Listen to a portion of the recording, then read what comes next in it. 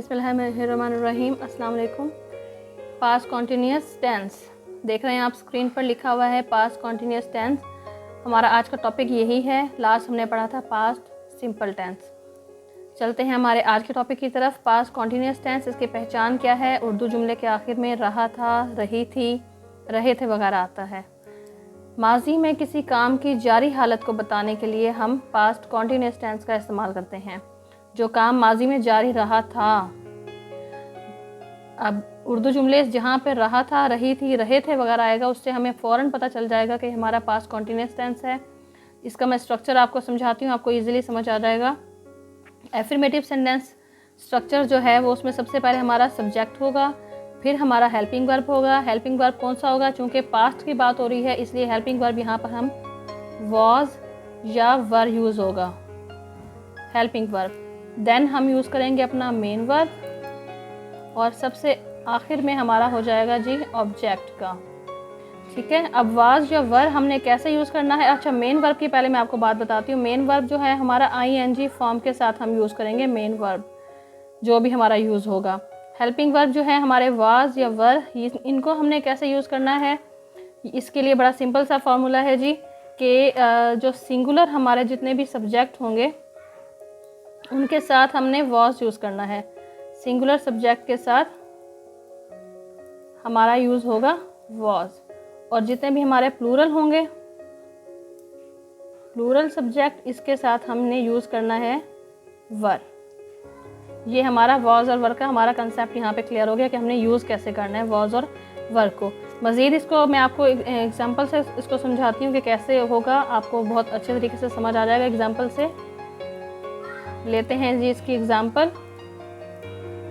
Number 1 पे हमारी example है कि मेरी बहन खत लिख रही थी। अब देखें, रही थी जो है ये हमें शो कर रहा है कि ये पास्ट कॉन्टीन्यूअस टेंस की बात हो रही है। मेरी बहन खत लिख रही थी।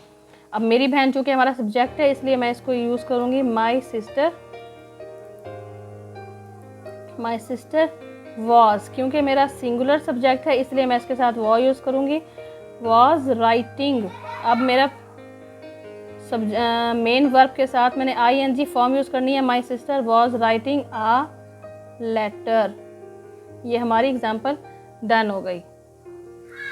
दूसरी एग्जांपल है हमारी, मैंने आपको अभी वॉज की एग्जांपल बताई थी, अब मैं आपको बताती हूँ प्लूरल सब्जेक्ट की कि हमने वर्ब कैसे यूज़ करना है।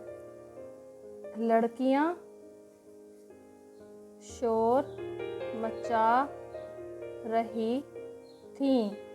अब रही थी आ रहा है, पता चल गया है जी पास्ट कॉन्टीन्यूअस टेंस है, लेकिन अब हमने प्लूरल के साथ करना है लड़कियाँ। लड़कियों के लिए हमने यूज़ करना है the girls. The girls were making a noise. ये हमारा जी सिंपल सेंटेंस का स्ट्रक्चर था। अब हमने नेगेटिव का करना है। नेगेटिव सेंटेंस स्ट्रक्चर क्या होगा? ये भी बिल्कुल इजी सा है, बस हमने क्या करना है, हेल्पिंग वर्ब जो भी हमारा होगा उसके साथ हमने नॉट यूज़ करना है। हेल्पिंग वर्ब के साथ हमने क्या यूज़ करना है? नॉट यूज़ करना है। Subject plus helping verb plus not plus main verb plus object. ये हमारा नेगेटिव सेंटेंस का स्ट्रक्चर है। इसकी एग्जांपल देती हूँ मैं आपको, चूँकि ये बिल्कुल वैसा है और हमने सिर्फ नॉट की एडिशन की है इसमें, तो एग्जांपल मैं इसकी आपको एक यूज़ करके दिखाती हूँ। वर्ब वाली ही हम यूज़ कर लेते हैं कि लड़कियाँ शोर नहीं मचा रही थीं। The girls were not making a noise. अब देखें, बिल्कुल स्ट्रक्चर हमारा वही है, हमने एडिशन क्या की है? सिर्फ नॉट की एडिशन की है हमने यहाँ पर। सिमिलरली हमारा इंटेरोगेटिव का होगा। इंटेरोगेटिव में बस हमारा क्या, थोड़ा सा हमारा डिफरेंस क्या होगा कि हमने यहाँ पर नॉट का एडिशन की है। इंटेरोगेटिव में हम जो है हमारा जो हेल्पिंग वर्ब है वो सब्जेक्ट से पहले आ जाएगा। हेल्पिंग वर्ब फिर सब्जेक्ट, उसके बाद मेन वर्ब और आखिर में हमारा ऑब्जेक्ट। ये इंटेरोगेटिव का स्ट्रक्चर है। इसकी भी मैं एग्जांपल आपको देती हूँ। क्या लड़कियाँ शोर मचा रही थी, तो इसके लिए हम यूज़ करेंगे क्या, हमारा पहले आ जाएगा क्या के लिए, वर द गर्ल्स मेकिंग